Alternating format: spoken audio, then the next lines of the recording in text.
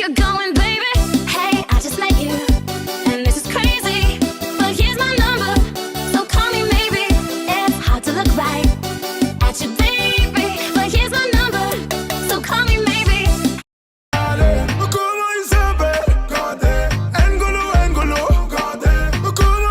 So, I'm gonna now explain the motion of the particles in each state. As we can clearly see in the two pictures, solids, and this applies for either NO or O2, or either element or mixture, it doesn't really matter. They all have the same properties. So solids, the particles are held together very strongly, and so it doesn't really allow movement. There cannot happen movement in a solid, but the particles can vibrate around. So yes. As for the motion of particles in liquids, the particles are fairly close together, and they have attraction between them, but they're able to slide past each other and move around. This means that liquids have variable shapes because of their movement. If the particles can move around, they can bend into whatever shape they want. But as for their volumes, liquids have a fixed volume because the particles are attracted to each other. They can't just unattract and just move around and just go up. That's not how it happens. They have a fixed volume. As for the motion of particles in gases, the particles have little attraction between them. There's almost none. It's negligible. And that means that they are free to move around and collide with themselves.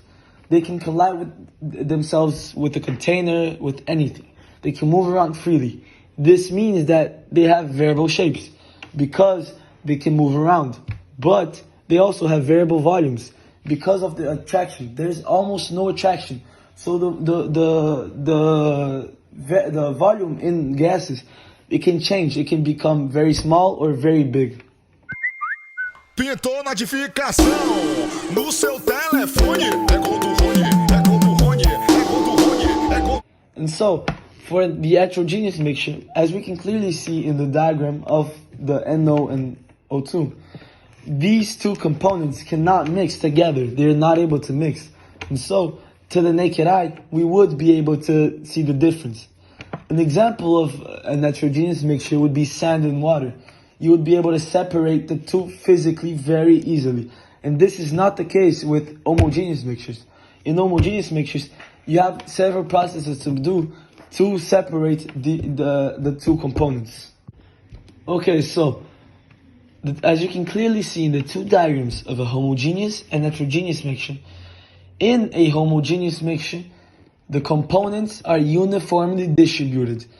So, if you have two substances, for example, in our diagram, NO and O2, these substances are distributed equally in the container.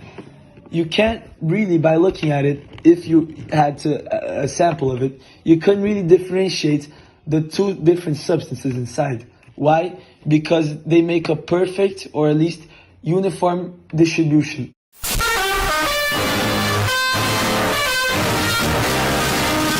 So now I'm going to talk about some important facts about NO and O2.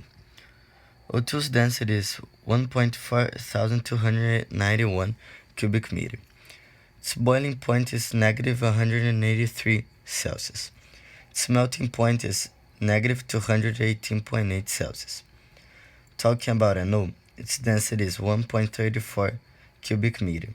Its boiling point is negative 152 Celsius. Its melting point is negative 164 Celsius. As well as, one important fact is that both are compressible since they are gases. As they are gases, there is a lot of empty space between its particles. So talking about diffusion in solids. Diffusion in solids is a very slow process because the density of solids is very high as compared to liquid and gases. If it happens due to thermally activated random motions of atoms. Also, one nice fact that is very good to know is that solids can mix with solids. The mixing of solids does not create a flow current. Dry solids have high mixing power, Solid mixing is done using blenders and mixers. But it's also very important and good to know. It is more difficult to mix solids.